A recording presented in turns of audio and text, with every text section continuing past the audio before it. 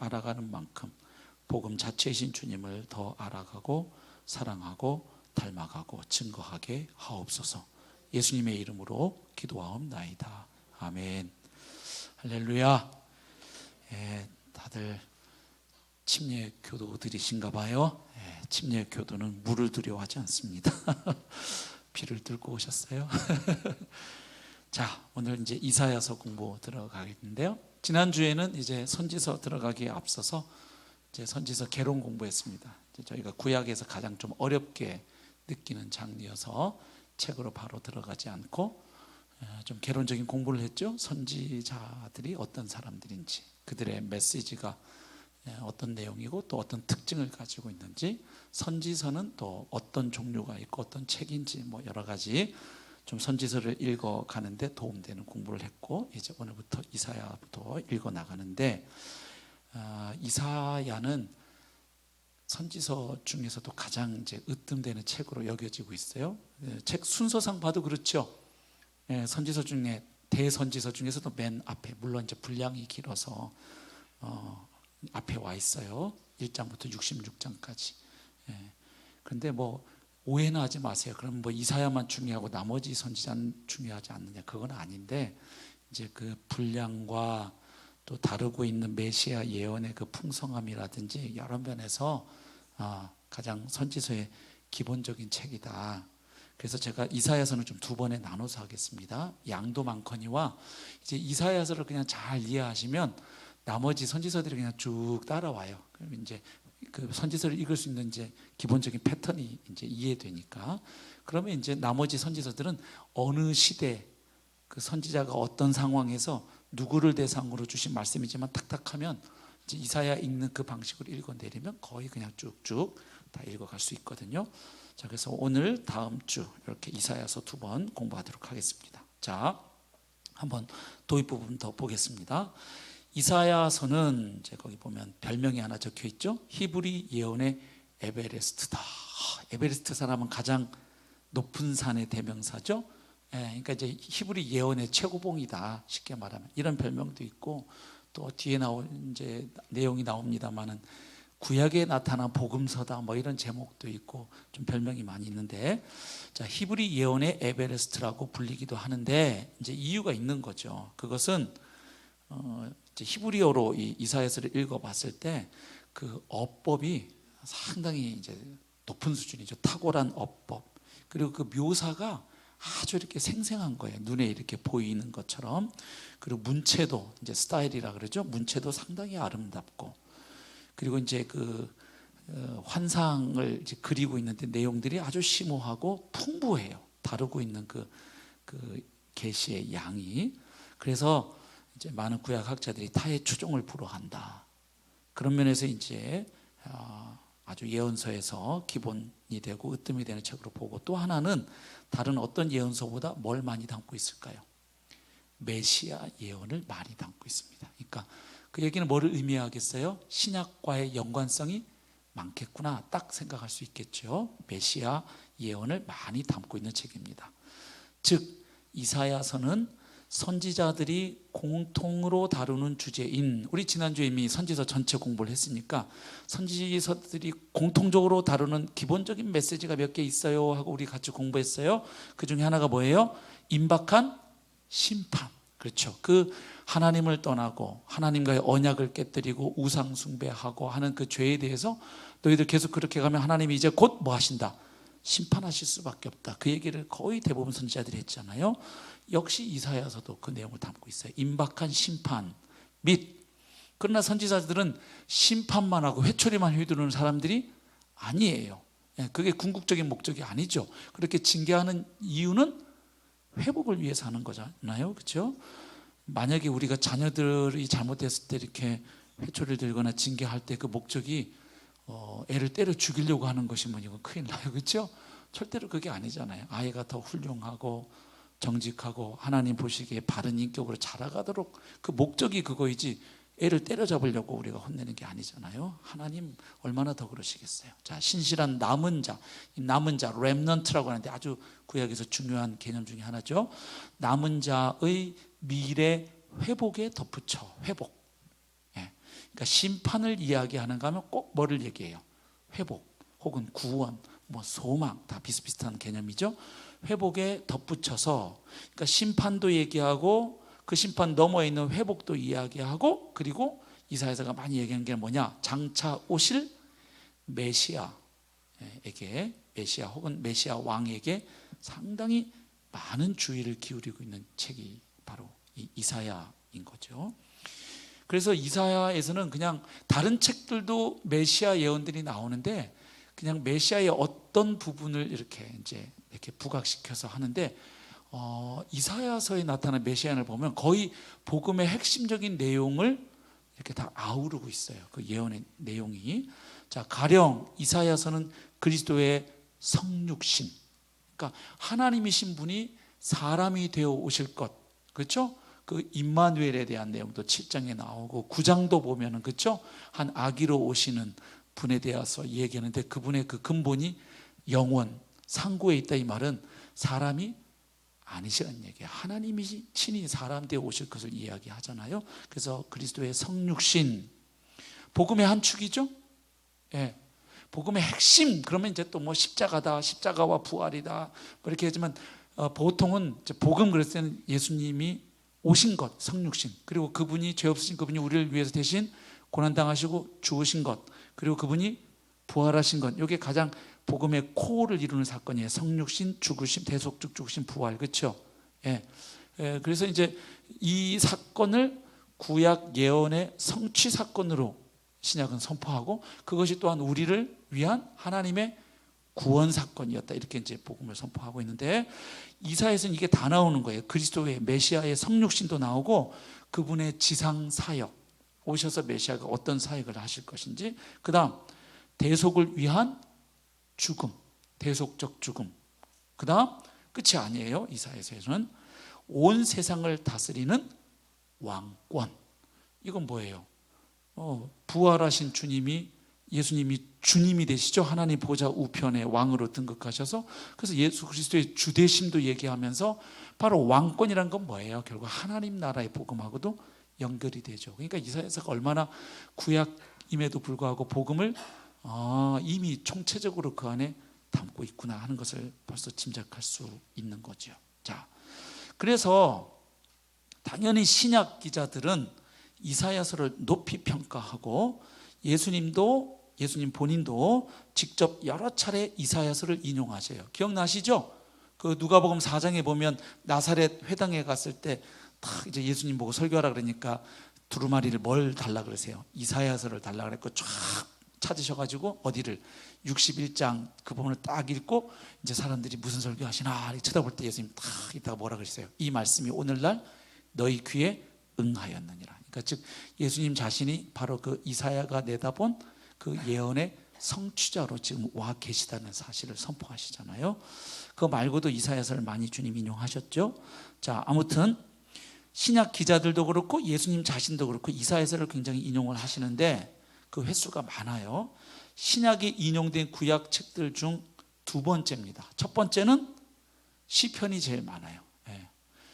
왜냐하면 시편이 일단 양이 많죠. 150편. 그런데 시편에도 뭐 예언이 많아요? 메시아 예언이 많죠. 일단 시편 2편부터 벌써 나오죠. 그렇죠? 그 하나님의 기름 부으신 왕에 대한 예언, 벌써 그 메시아 왕됨이시잖아요. 자, 그래서 시편 다음으로 구약에서 많이 39권 중에 두 번째로 많이 인용된 책이 바로 이사야서다.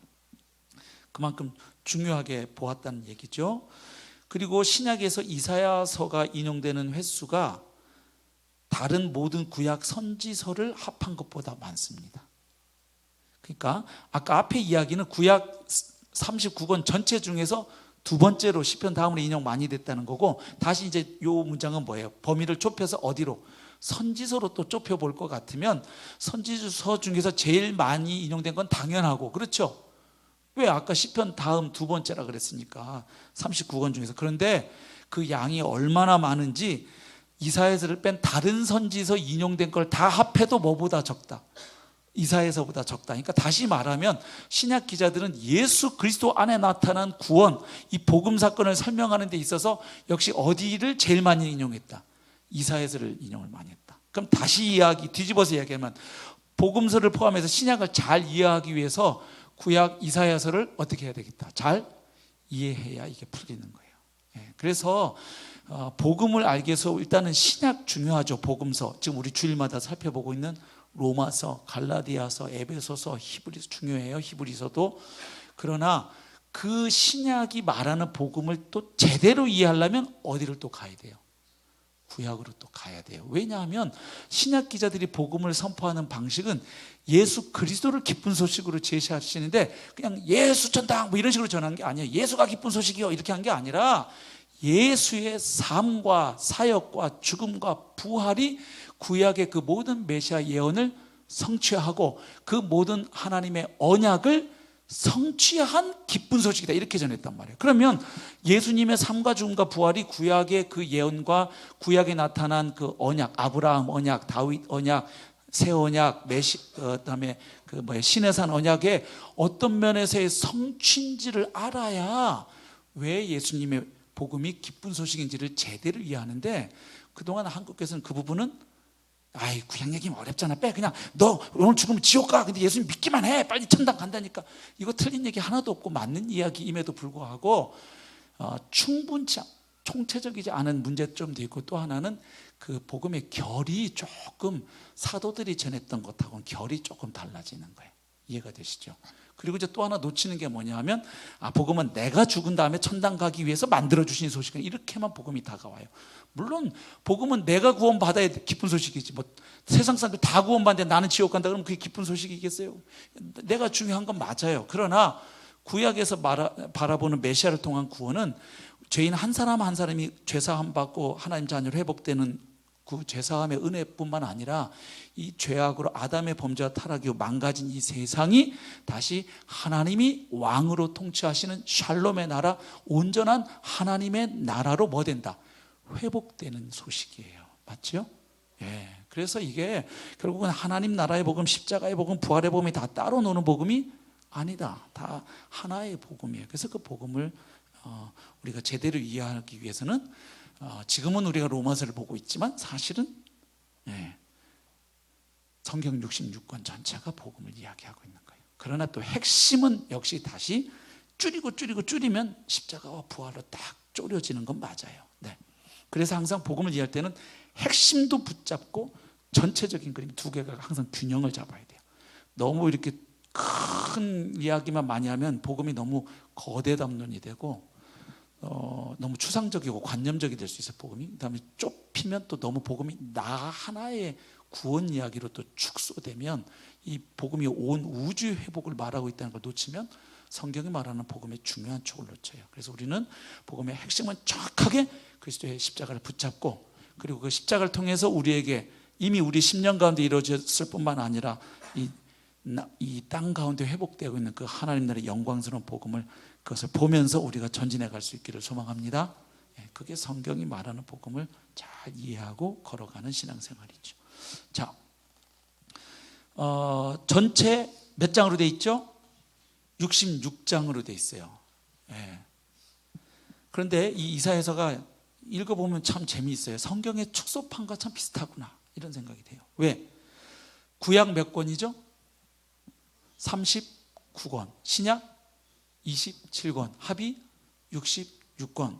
근데 이상하게 재미있게도 공교롭게도 이사야서가 딱 보면 앞에 전반부 39장, 후반부 27장으로 내용이 아주 자연스럽게 딱 이렇게 나눠지는 것을 확인할 수 있거든요. 자, 첫 번째 39장은 1장부터 39장 말하는 거예요. 구약 성경의 39권처럼 여기에서 주로 강조되고 부각되는 메시지가 있어요. 하나님의 공의 그리고 하나님의 거룩하심. 그렇죠? 그 이사야 6장에 보면 이사야가 소명받을 때도 그 스랍들이 뭐라고 외쳐요? 거룩하다 거룩하다 거룩하다. 그렇죠? 기억나시죠?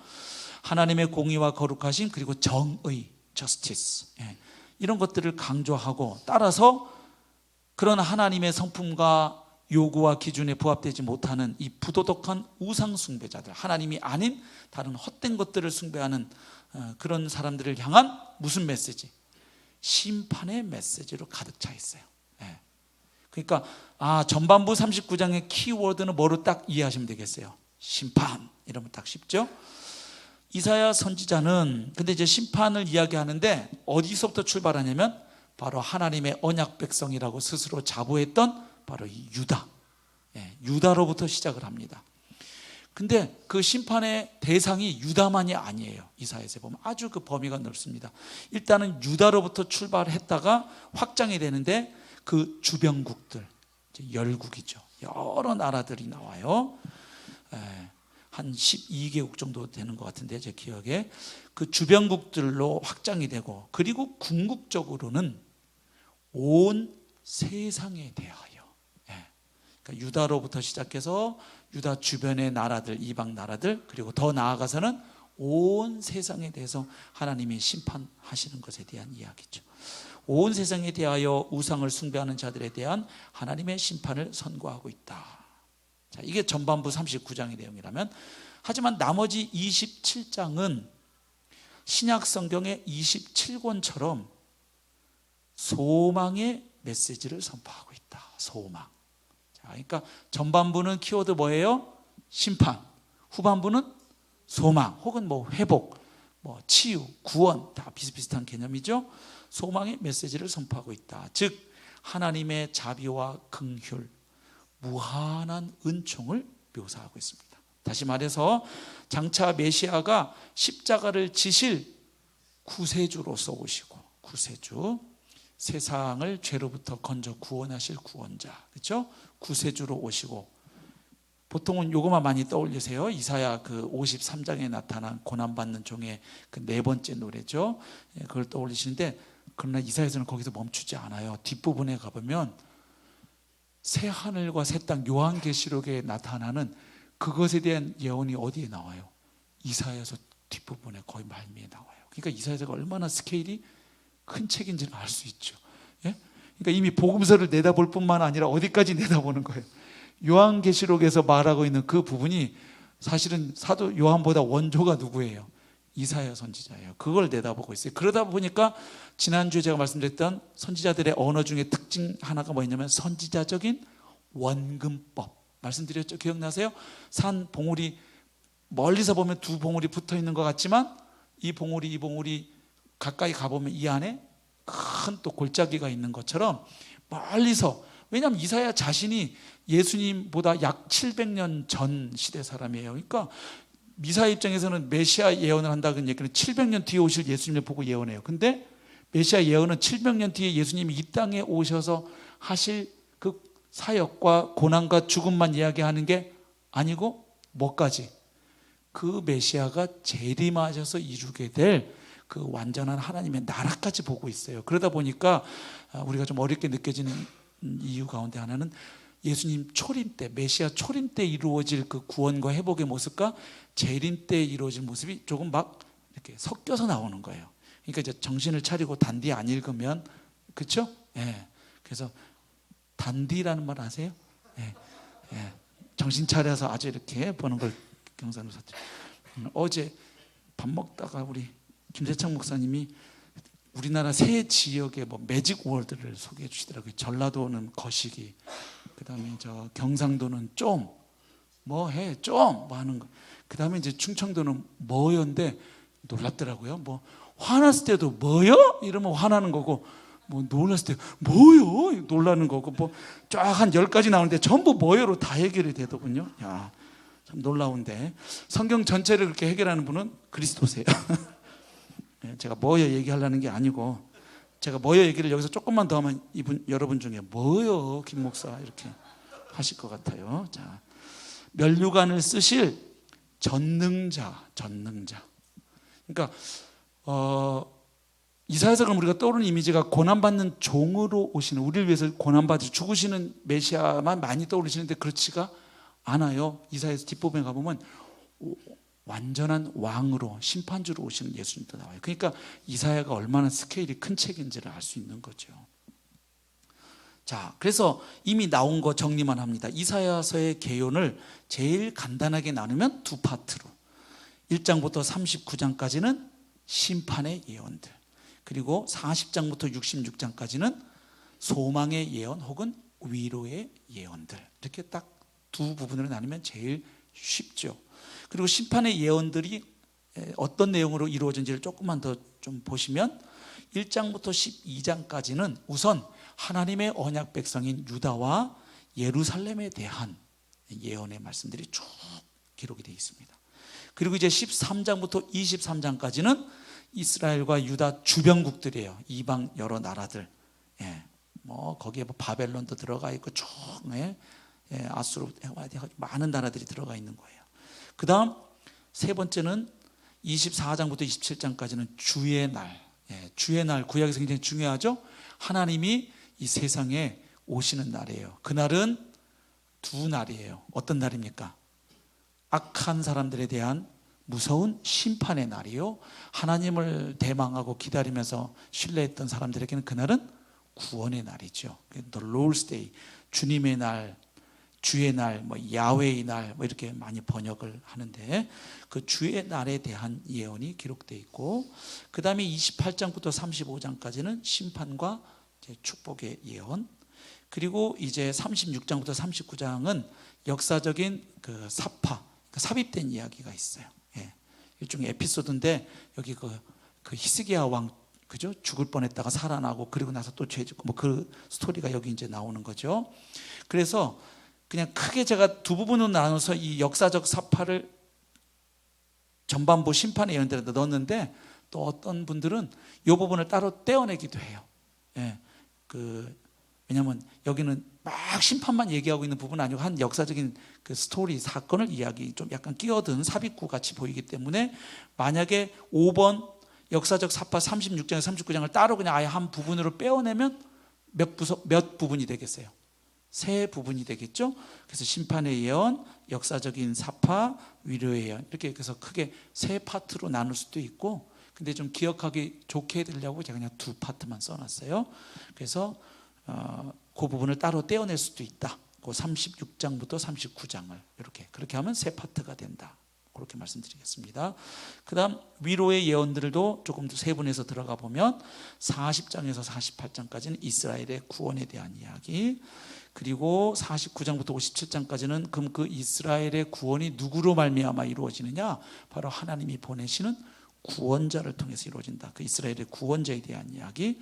그리고 그러면 그 구원자를 통해서 이스라엘이 회복될 때 그 이스라엘의 미래는 어떤 모습이냐? 그 영광스러운 모습, 그 미래의 영광을 이야기하는 부분이 마지막 58장부터 66장까지입니다. 일단 66장 전체 큰 그림은 그려지시죠? 앞쪽에는 주로 무슨 이야기를 많이 한다?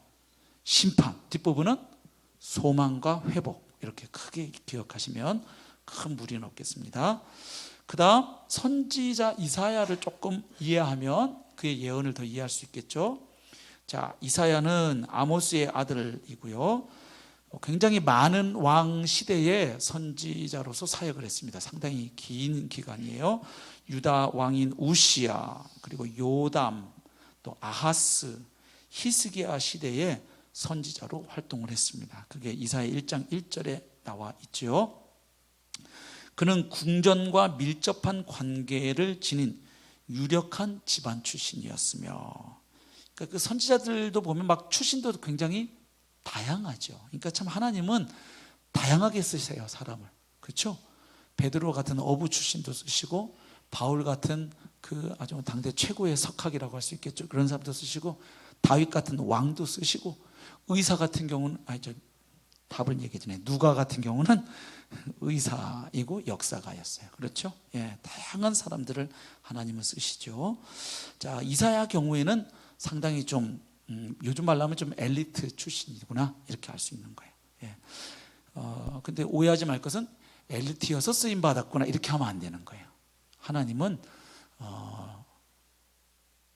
유력한 자도 쓰시고 무력한 자도 쓰시고 그래요. 아멘. 근데 조건이 있어요. 유력하든 무력하든 세상의 출신 배경이었다든 그가 하나님에 의해서 다시 하나님의 가치로, 하나님의 사람으로 변화되는 과정은 반드시 겪어야 됩니다.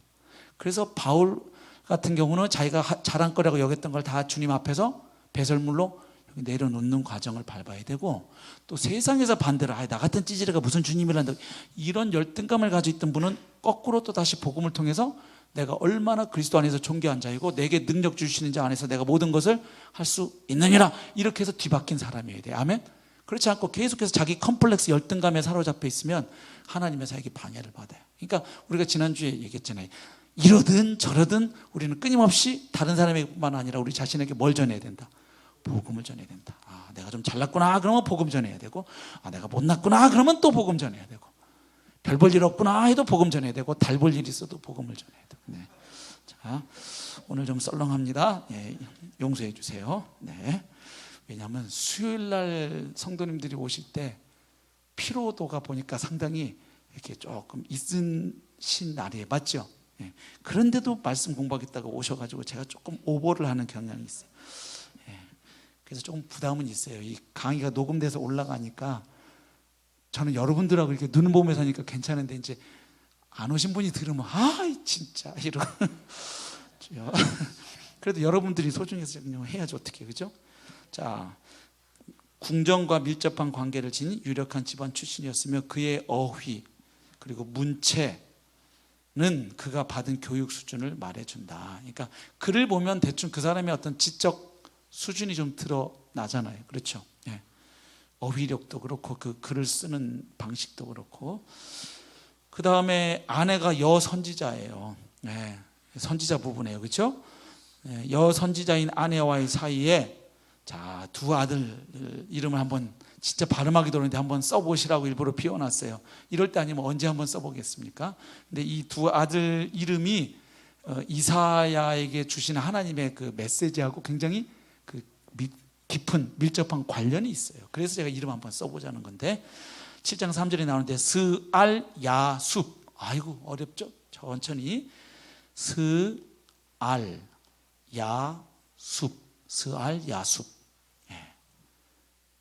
그 다음 8장 3절에 또 나오는데 아들 또 하나 이름은 8글자예요. 마헬살랄 하스바스. 주여. 천천히. 헬, 어의 이, 헬라어 할 때 헬, 살랄, 하스바스. 이거 어렵다. 마헬 살랄 하스바스. 예. 두 아들을 두었어요.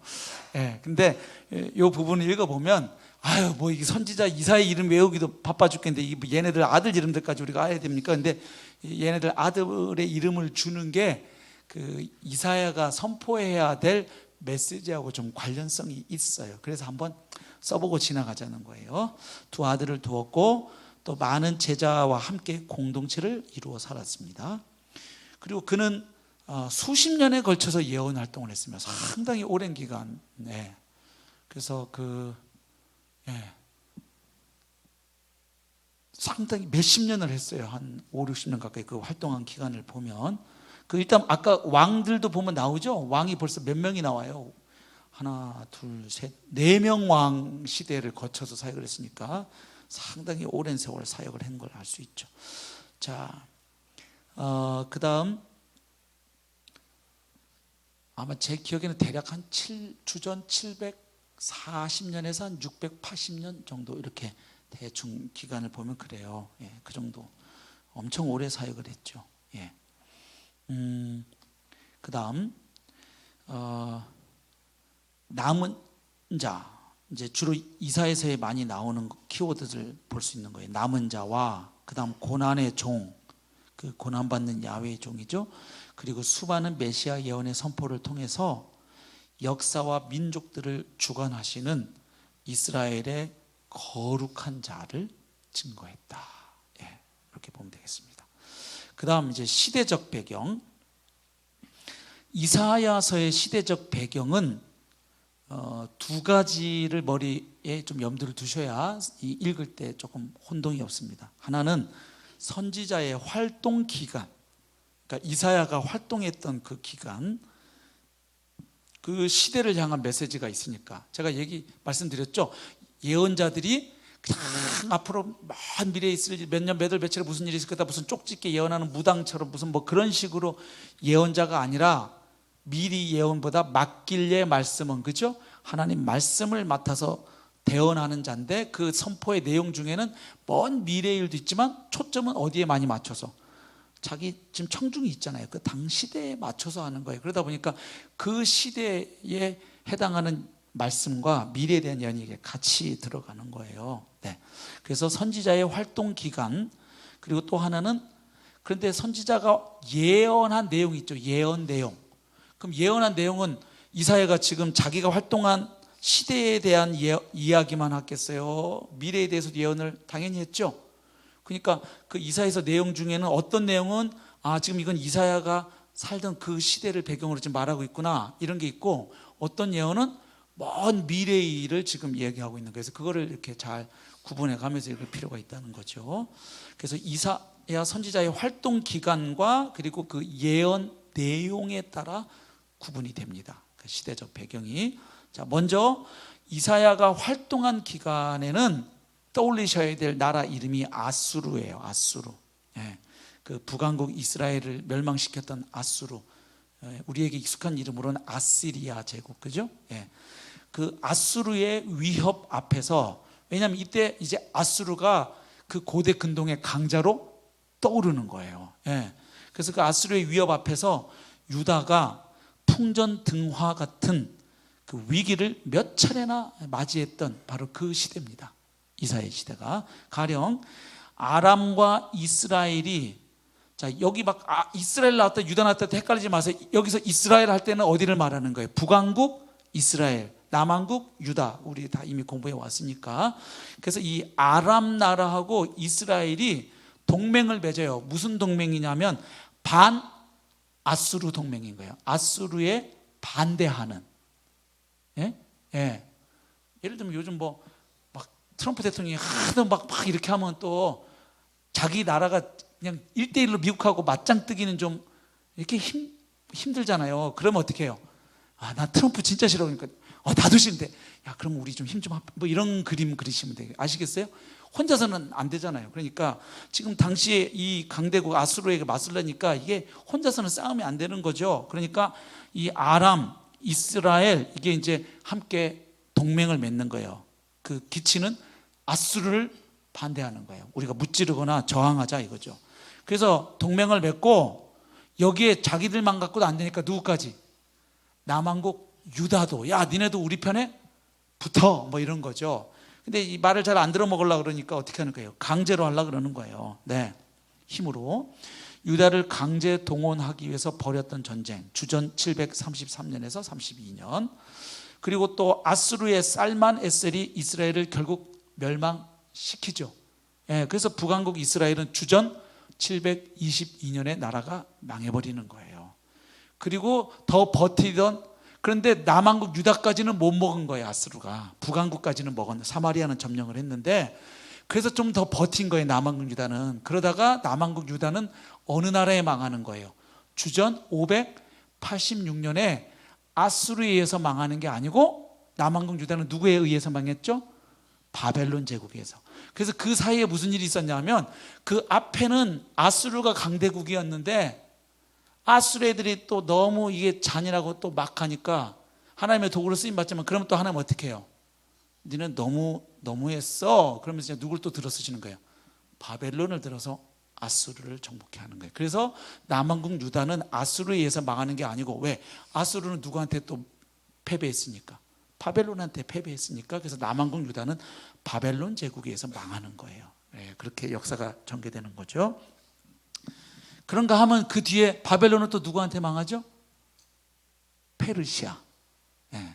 그 다음에 페르시아는 또 누구 나라한테 망해요? 그게 헬라 제국을 일으켰던 알렉산더예요. 그리스 제국.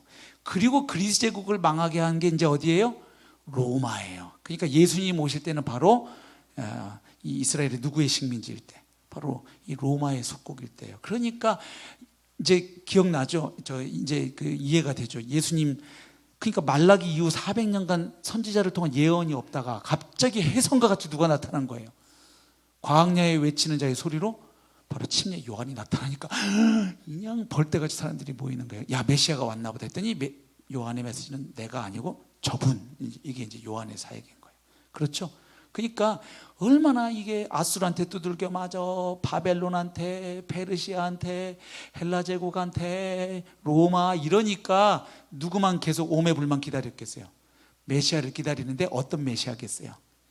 오셔갖고 그냥 이 로마 제국을 한 다음에 다시 이제 이스라엘을 전 세계 으뜸 가는 나라로 만들어줄, 바로 다윗의 시대의 영광을 재현해줄 그런 이제 정치적, 군사적, 경제적 번영을 가져다줄 딱 그런 메시아를 딱 기대하게 되니까 예수님하고 안 맞는 거죠. 예수님 자꾸 십자가의 길을 가겠다 그러니까 베드로도 그러시면 안 되죠. 뭐 이렇게 이제 그런 일들이 이런 역사적 흐름과 관련이 있는 거죠. 자, 그래서 그 살만에셀이 이스라엘 멸망시킨 거, 그 다음 블레셋을 중심으로 또 뭉쳐요.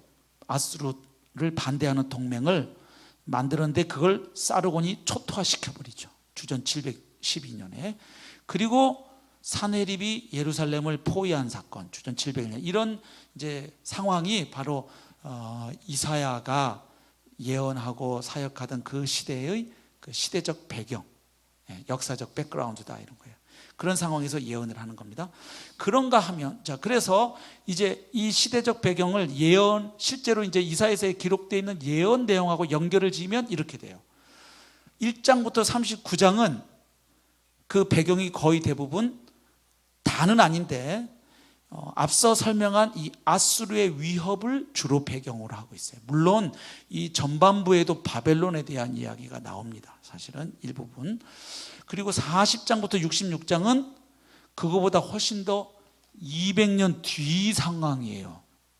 그러니까 한 책 안에서 이게 확 달라지는 거예요. 이해가 되죠?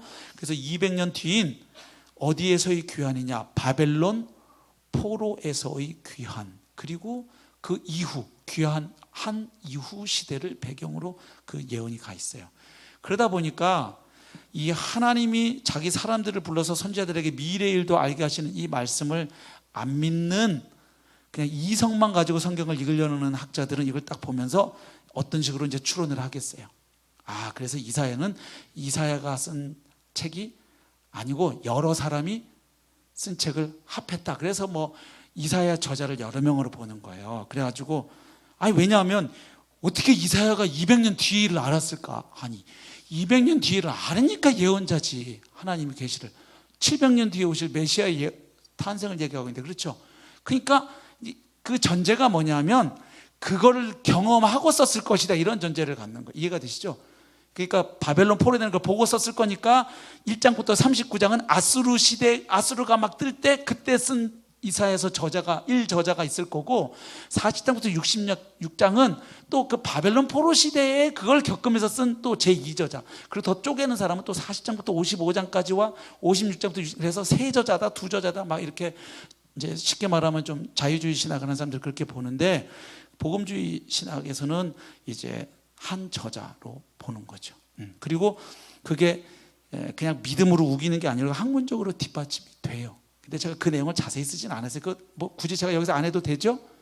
그것까지 하면 이제 여러분들이 내가 교회를 왔는데 신학교를 왔나 또 이러실 것 같아서, 뭐 거기까지는 몰라도 신앙생활 하시는데 지장은 없는데, 제가 그래도 이 얘기를 하는 이유는 워낙 요즘 성도님들도 다양한 주석 성경들을 갖고 있어서 어떤 신학적 입장이냐에 따라서 이제 주석에 보면 이제 여기 이사야 1저자, 2저자 막 뭐 이런 얘기 나오는 거 혹시 갖고 계시면, 아, 이 주석 성경은 이런 입장을 갖고 있는 걸 좀 아셔야 된다는 거예요. 그건 여러 해석들이 있다는 거예요. 근데 그게 그 아까 말한 대로 여러 그 증거들에 의해서 이게 반박이 돼요. 사실은 복음주의 지도자들에 의해서, 학자들에 의해서. 아까 말한 대로 전반부 아수르 시대를 배경으로 하는 이사야 39장 앞부분에도 이미 바벨론 얘기 나오고요. 그리고 이제 문체와 스타일을 더 깊이 연구에 들어가면, 그게 항상 그래요. 이제 말씀을 권위를 인정하느냐 아니냐에 따라서 달라지는 거예요. 창세기 같은 경우도 그래요. 창세기도 여러분들 아시지만 창세기 1장 보면 하나님 이름이 뭘로 나와요? 이제 엘로힘이잖아요. 그다음에 2장 딱 가면 야훼잖아요. 그래서 창세기 1장에도 창제 위약이 나오고 2장에도 창조기 나니까 이거는 하나님을 엘로힘으로 믿는 사람은 이제 그걸 E 문서, 그다음에 야훼는 J 문서, 그다음에 신명기적 D 문서, 그다음에 제사장 문서 P, JEDP, 그래가지고 이 네 가지 문서가 이게 짬뽕된 거다. 모세가 쓴 게 아니고 뭐 이래가지고 뭐 문서 가설 뭐 이제 벨하우자부터 해서 막 이렇게 했는데 그 복음주의 학자들이 해서 다 학문적으로 다 이미 반박된 지가 꽤 오래돼요. 정리가 된 지 꽤 돼요. 근데 여전히 아직도 성경책 보면 그런 내용이 거의 절대적인 것처럼 써놓은 책들이 가끔 성도님들 가지고 있는 것들 중에 계실 거예요. 제가 그래서 말씀을 드리는 거예요. 왜냐하면 옛날 같지 않으셔갖고 요즘은 성도님들도 그냥 이렇게 성경 본문만 있는 책을 잘 안 갖고 계시고 주석 성경들을 다 한두 권씩은 갖고 계시고, 그리고 막 유튜브 들어가시고 또 저기 막 네이버로 막 지식 검색하는데 가끔 이상한 데 검색하시면 큰일 나요. 네. 어차피 다 알고 계시기 때문에 조금 그냥 맛보기를 언급은 했습니다. 근데 왜 그러는지는 아시겠죠? 예. 야, 그거 어떻게 그 200년 뒤에 이야기를 하냐? 이건 다른 제자가 썼겠지라는. 그러니까 이제 결국 우리가 성경의 권위를 어떻게 내가 믿고 인정하느냐에 따라 이게 이제 달라지는 거예요. 네. 아니 200년이 아니라 1000년 뒤의 일도 하나님이 보여주시면 보이는 거지. 그렇죠? 다윗이 메시아에 대한 예언을 합니까? 안 합니까?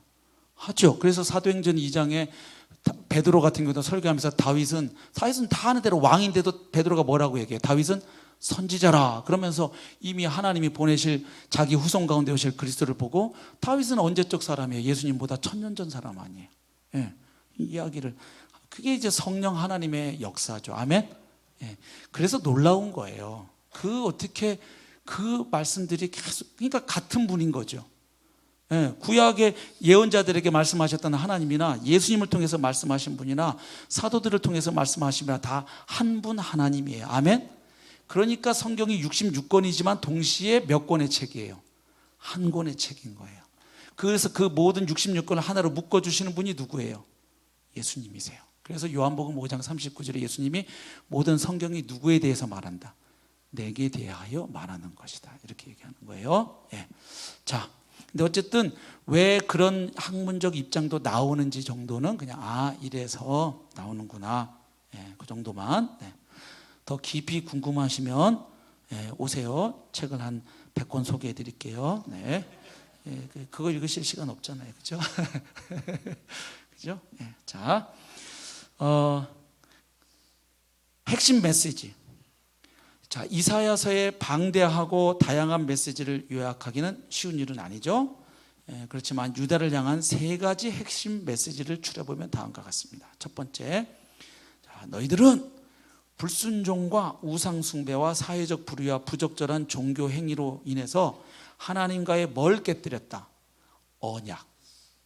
언약을 깨뜨렸다. 두 번째, 그래서 언약을 깼기 때문에 하나님이 뭘 촉구했겠어요? 선지자를 통해서 돌아오라고 회개를 촉구하셨겠죠? 두 번째, 너희는 회개하라는 부르심을 받았지만 이를 거부했으므로 장차 주변 나라뿐 아니라 너희에게도 뭐가 임할 것이다? 심판이 임할 것이다. 세 번째, 근데 그게 결론은 아니에요. 심판 너머에 하나님의 택하심을 받은 백성과 나라들을 위한 영광스러운 장래 회복에 뭐가 있다? 소망이 있다. 예. 그래서 이 내용을 통해서 알 수 있는 거 밑에 좀 봐보십시오. 결국 이스라엘과 유다가 다 망했는데 이 멸망은 그냥 우발적으로 일어났거나 아니면 하나님이 힘이 없어서 아니면 이방 나라의 신들보다 하나님이 약해서 그 싸움가에서 하나님이 패하셔. 왜냐하면 고대 사람들은 이 나라와 나라 간의 전쟁을 국가 간의 전쟁으로도 이해했지만 뭘로 이해했어요? 그 나라가 믿고 있는 신들의 전쟁으로 이해한 거예요. 그래서 이 나라가 저 나라한테 지면 우리나라 신이 저 나라 신한테 져. 그래서 이방 나라들이 이스라엘 예루살렘을 정복하면 뭘 가져가? 막 그 법궤라든지 이런 거 가져가고 자기들 신당에다 딱 갖다 주는 게 뭐냐면 여호와가 우리 앞에 무릎을 꿇었다 이제 이런 식의 이제 데몬스트레이션 하려고 그러는 거예요. 그래서 법궤 가져가면 하나님 어떤 역사를 일으키세요? 그 같이 있던 신상들 전부 팩 하고 다 꼬꾸라지게 만드시는 거죠. 그래서 결국은 다시 법궤를 가져가면 자기들한테 좋은 일 생길 줄 알았다가 이제 그러니까 나중에 막 보내고 그런 기억나시죠? 그때 우리 역사서 공부할 때 그런 이제 그 백그라운드가 있어요 당시에. 근데 이게 그냥 그래서 이게 패배한 게 아니고 망한 게 아니고 이스라엘과 유다의 멸망은 결국 언약의 저주의 성취이자. 자, 언약의 저주의 성취, 이게 말이 무슨 말이냐면 하나님이 이스라엘 백성을 출애굽시킨 다음에 언약을 맺죠, 시내산에서. 그래서 그 언약을 맺으면서 관계가 생겨요. 하나님이 그들의 하나님이 되시고 그들은 하나님의 언약 백성이 돼요. 마치 결혼식장에서 신랑 신부가 서로 서약함으로 이제 신랑과 신부, 남편과 아내의 관계로 진입해 가는 것처럼 하나님과의 관계가 성립하는데, 그 관계는 상호 의무를 낳아요. 그렇죠? 남편과 아내의 책임이 발생하듯이 언약을 맺으면 하나님은 하나님으로, 그들의 하나님으로서 그들을 인도하고 보호하고 하실 책임이 있고, 그들은 하나님의 율법의 말씀에 순종할 책임이 생기는 거예요. 이 관계는 그 의무를 가져왔어요. 그런데 그걸 이제 깨면 너희에게 이런 저주가 있다, 그리고 순종하면 이런 축복이 있다, 이미 모세오경에 나와요. 그렇죠? 예, 그래서 그 언약에 따르는 뭐도 있고 뭐도 있느냐, 축복도 있고 저주도 있어요. 그래서 신명기 27장 28장 보면 그냥 수십 절에 걸쳐서 나오잖아요. 그래서 한국 성도님들이 좋아하는 본문 아니에요. 그 복 부분 보면 아주 복에 치여 죽죠. 너희가 이렇게 하나님 말씀을 순종하면 들어가도 복을 받고 나가도 복을 받고 떡강지를 받고 복복복복복복복복 아주 그냥 복에 치여 죽는 나오다가 이게 단가인데 그다음 뭐가 나와요? 그러나 내가 불순종을 하면 저주가 임하리니, 그러면서 막 병이 오고 니네 그날에서 쫓겨내서 새벽에 열방에 흩어지고 막 열심히 수확해도 하나도 못 거둘 거고 막, 그렇죠? 예, 저주가 나오잖아요. 그래서 이 망하는 게 그냥 갑자기 일어나는 일이 아니라 이미 하나님이 그 언약의 저주 속에 했던 그 내용의 성취라는 거예요. 그래서 언약의 성취이면서 또 하나 예언의 성취예요. 그러니까 그 언약의 저주의 성취, 왜 예언의 성취냐 하면, 제가 전에 말씀드렸죠. 선지자들이 예언할 때 그 선지자들의 뿌리가 되는 인물이 하나 있는데 누구라 그랬어요? 지난주에 모세라 그랬어요. 그러니까 예언자들이 막 심판을 이렇게 선포하고 또 회개를 촉구하고 할 때 그 기준이 항상 뭐예요? 모세를 통해서 주신 율법이에요. 하나님의 법. 그 법, 그리고 그 맺은 언약이에요. 그거의 기준에서 너희가 지금 이렇게 이탈해서 갔으니 다시 뭐 해라? 돌아와라, 이렇게 하는 거예요. 그래서 말씀드렸잖아요. 선지자들과 모세가 따로 있는 게 아니다. 그 연결되는 거 지난주에 그래서 공부를 미리 해놓은 겁니다. 자, 그래서 언약에서 나타난 저주의 성취면서 그 언약을 가지고 예언자들이 예언을 한 거예요. 너희들 계속 그렇게 가면 결국 그 언약 저주 내용대로 너희 결국 망하게 돼. 그러니까 빨리 돌이켜야 돼, 회개해야 돼, 그 얘기를 했던 거죠. 자, 그 내용을 좀 더 푼 게 그 다음 내용입니다. 하나님은 계속 유다와 이스라엘에게 선지자들을 보내서 멸망과 포로를 예언하셨지만 유다와 이스라엘은 하나님의 목소리를 듣지 않았다. 그런데 선지자들이 유다와 이스라엘의 멸망을 예언한 것은 그냥 자기들 기분에 따라서 예언한 게 아니고 그 앞에 근거가 있다는 거예요. 그게 뭐예요? 언약에 근거한 거예요. 이제 앞에 문장 이해되시죠? 왜 망한 게 언약의 저주의 성취이면서 또한 예언의 성취냐? 망할 거라고 예언했는데 그 예언이 뭐에 근거해서 예언했다는 거예요? 그 앞에 있었던 언약의 근거해서 예언을 했다. 이게 다 맞물려 돌아가는 거예요. 그렇죠? 그 다음, 그래서 나라가 망할 것이라고 예언한 것은 선지자들의 큰 주제였다. 하지만 선지자들은 또한 나라의 회복을 예언했다. 즉 심판 후에 회복이 있을 것을 선언했다. 더 나아가 선지자들은 새로운 시대, 종말의 시대를 예언했다. 예. 그래서 다음 주에는 이제 이사야서의 주요 내용들, 굵직굵직한 내용들을 살펴보고, 그리고 이사야서에서 나타난 메시아 예언, 그리스도, 이사야서와 그리스도가 특징을 그 두 부분을 살펴볼 건데 조금 몇 번만 더 쓸게요. 요 지금 언약 예언 이 성취 부분을 잘 보여주는 구절 한두 개만 좀 확인하고 오늘 마치겠습니다. 우선 언약을 맺는 장면을 좀 보세요. 출애굽기 한 번만 빨리 펴보세요. 19장. 출애굽기 19장. 자, 이스라엘 백성들이 이제 출애굽해서 어디까지 왔죠? 시내산에 왔어요. 그래서 이제 드디어 하나님이 뭐 하려고 하십니까? 이스라엘 백성과 언약을 맺으려고 하시는데, 그 언약을 맺기에 앞서서 하나님의 계획을 모세를 통해서 이스라엘 백성들에게 전달하게 하셔요. 그 내용이 4절부터 6절까지 나옵니다. 우리 같이 읽겠습니다. 19장 4절부터 시작. 내가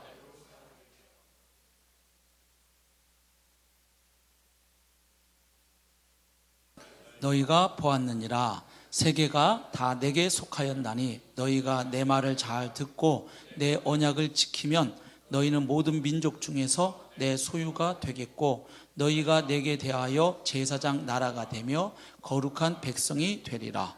너는 이 말을 이스라엘 자손에게 전할지니라. 아멘. 그러니까 하나님이 출애굽한 이스라엘 백성과 언약을 맺으려고 하시는 목적이 나옵니다. 이스라엘 백성을 뭘 삼기 위해서?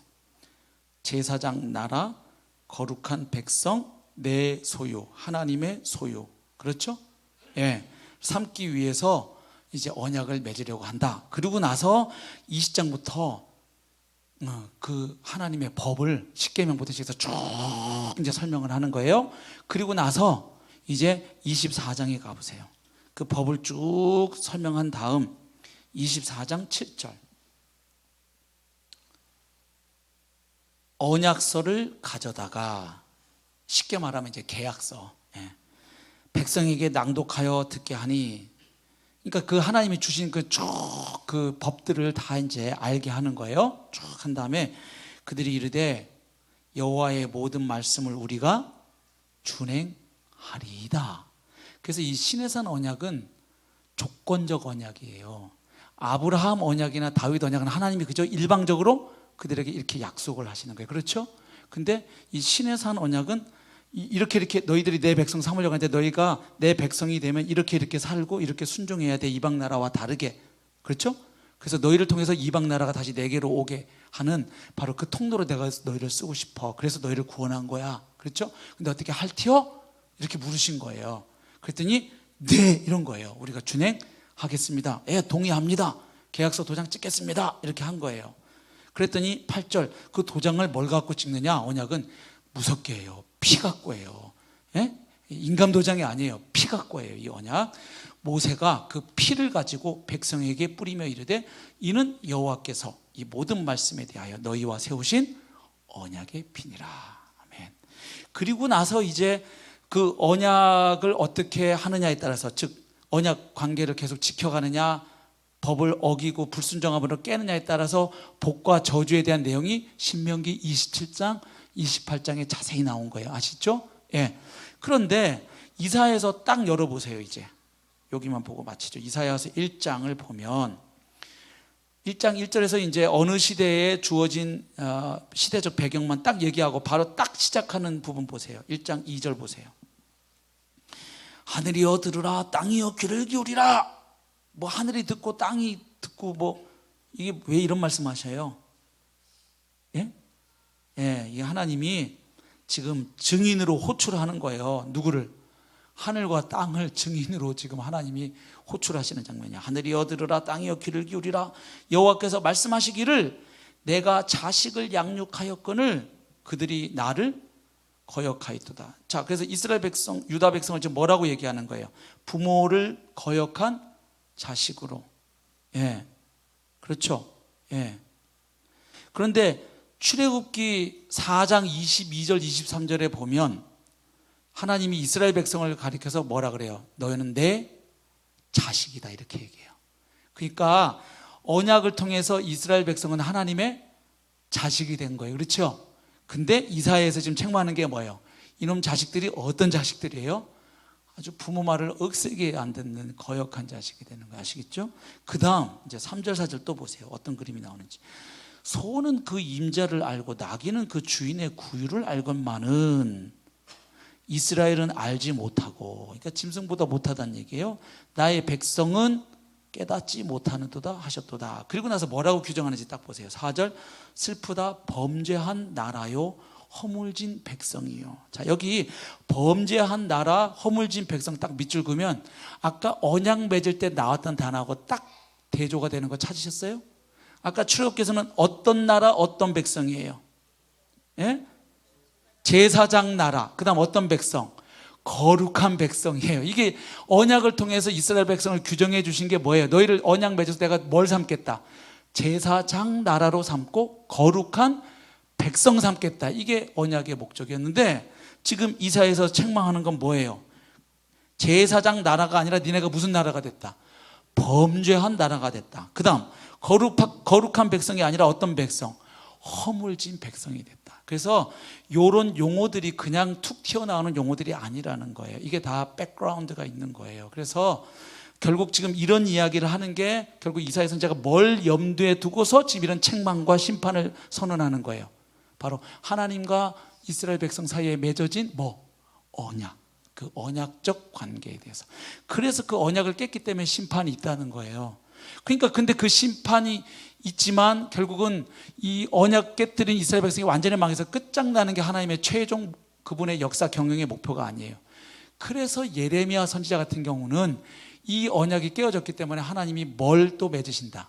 장차 새 언약을 맺으리라. 그게 예레미야 33장에 나오는 거예요. 그렇죠? 우리 그 말씀 많이 봤잖아요. 그래서 이렇게 예언서를 읽을 때는 그 예언서 한 구절만 이해하면 너무 어렵고, 우리가 이미 그동안 읽어오신 역사서하고 예언서가 서로 이렇게 맞물려서 돌아가는 걸 좀 느끼면서 읽으면 한 단어 한 단어 한 걸 다 몰라도 큰 흐름 속에서 그 앞에 모세오경서와 역사서 그리고 지금 이 예언서가 이게 서로 이렇게 맞물려서, 그래서 크게는 심판을 예언하면서 미래를 예언하고, 미래를 예언하다 보면 회복과 소망인데 그 회복과 소망은 누구로 말미암아 이루어지는 거예요? 메시아를 통해서 이루어지니까 거기서 그래서 메시아 예언이 나오고, 그리고 메시아가 와서 하실 일을 얘기하려다 보니까 이제 예레미야 같은 건 새 언약을 얘기하고, 그리고 에스겔 같은 경우는 새 언약 시대에 그런 하나님의 법이 돌판에 새겨놓으니까 깨졌잖아요. 그렇죠? 그래서 마음판에 새겨지는 게 새 언약인데, 그 마음판에 새기는 새 언약은 그게 인간의 힘으로 가능한 게 아니라 누가 와서 하신다? 성령의 역사로 말미암아 하니까, 그 에스겔서에서는 그 무슨 뼈예요? 마른 뼈 환상이라든지 할 때 그 성령을 통한 새 생명의 역사가, 그래서 에스겔이 나와요. 이게 다 맞물려 돌아가는 거예요. 그리고 요엘서 2장에서는 그 성령이 오셔서 역사할 때는 이제 보편적인 구원의 시대가 된다. 그러니까 이제 늙은이가 환상을 보고 막 그런 얘기 기억나시죠? 요엘서 2장. 이런 것들이 다 이제 이게 따로 도는 게 아니라 그동안 우리가 공부해온 모세오경 율법서라든지 역사서가 이게 같이 이렇게 좀 맞물려 가는구나, 이런 것들을 조금 느끼면서 이제 예언서를 읽어갈 수 있기를 바랍니다. 예, 이렇게 하니까 아주 선지서가 아주 멀리 있는 책만은 아니죠. 예, 자, 그래서 오늘은 여기까지 하고, 아직 이사야 못 읽어 오신 분들 한 주간의 기회가 더 주어졌습니다. 예, 이제 다음 주에는 1장부터 60장까지 한 장 한 장을 다는 못 살펴도 굵직한 내용 주제별로는 한번 살펴보고, 마지막 이사야서에 나타난 메시아 예언들을 살펴봄으로 이사야서는 마치도록 하겠습니다. 우리 기도할 때 결국 참 하나님은 역사의 주관자이심이 드러나요. 그렇죠? 예, 심판도 소망과 회복도 다 결국은 누구의 주권 하에서, 하나님의 주권 하에서 일어나는 일이로군 하는 것을 보게 되죠. 우리 개인의 인생도 그렇고. 그래서 결국 우리 한 사람 한 사람이 예수 그리스도 안에서 지금 구원받아 지금 그리스도 안에 있고 그리스도의 몸된 공동체 안에 이 와 있는 사건이 그냥 내 인생 가운데 하나님 찾아오셨구나, 이 정도 사건이 아니고, 하나님이 그렇게 오랜 세월 전부터 하나님의 사람들을 통해서, 모세를 통해서, 다윗을 통해서, 그 앞에 또 사무엘을 통해서 쭉 그 역사 가운데 말씀해 오신 그 하나님의 큰 섭리 가운데 내가 지금 그 하나님 나라 백성으로 들어와 있다는 거예요. 아멘이세요? 이게 굉장히 놀라운 사건이죠. 예. 그래서 우리는 어떤 면에서는 구약 시대를 살았던 성도들보다 훨씬 더 큰 그 복음의 영광을 직접 보고 경험하는 시대에 우리가 살고 있는 줄로 믿습니다. 놀라운 은혜죠. 그래서 그 하나님의 주권을 좀 오늘 찬양하고, 그 하나님의 주권 가운데 구원해 주셔서 하나님의 백성 삼으셔서 이 시대에 하나님 나라 복음의 증인으로, 십자가 복음의 증인으로 불러주셨사오니, 이 시대에 제가 감당해야 될 사명, 아까 모세가 감당했던 사명, 다윗이 감당했던 사명, 이사야, 다 자기 시대에 그들은 주어졌던 사명 감당하고 하나님께 갔어요. 맞죠? 우리도 우리 시대에 우리에게 주시는 시대적 과제와 사명 앞에 서서 하나님 의지하고 나아감으로 잘 감당하고 우리가 주님 품에 안길 수 있기를 소망합니다. 그래서 저와 여러분이 듣고 싶은 말은 하나예요. 착하고 충성된 종아, 잘했다. 네가 작은 일에 충성하였으니 주인의 즐거움에 참여할지어다. 아멘. 아멘. 기대하세요. 진짜 가끔 저도 이렇게 사회 가다가 좀 힘들고 지칠 때는 그 생각하면 야 진짜 이제 드디어 하나님 앞에 갔는데 이놈 자식아 막 이렇게 생각하면 막 가슴이 막 쪼그라들고, 만약에 하나님이 어휴 야 너 뭐 실수도 좀 하긴 했지만 그래도 전체적으로선 잘 완주하고 왔다, 수고 많았어, 너 오기 기다렸어 하고 이렇게 안아주시면 그냥 그 한순간에 다 끝날 것 같아요. 그렇죠? 예. 바라기는 저와 여러분이 그렇게 설 수 있으면 좋겠어요. 예. 그날을 소망하고 우리 힘들어도 다시 또 일어나서 전진했으면 좋겠습니다. 우리 사랑하는 주님의 이름 부르고 기도하고 우리 또 삶의 자리로 나아가도록 하겠습니다. 우리 주님의 이름 부르고 기도합니다.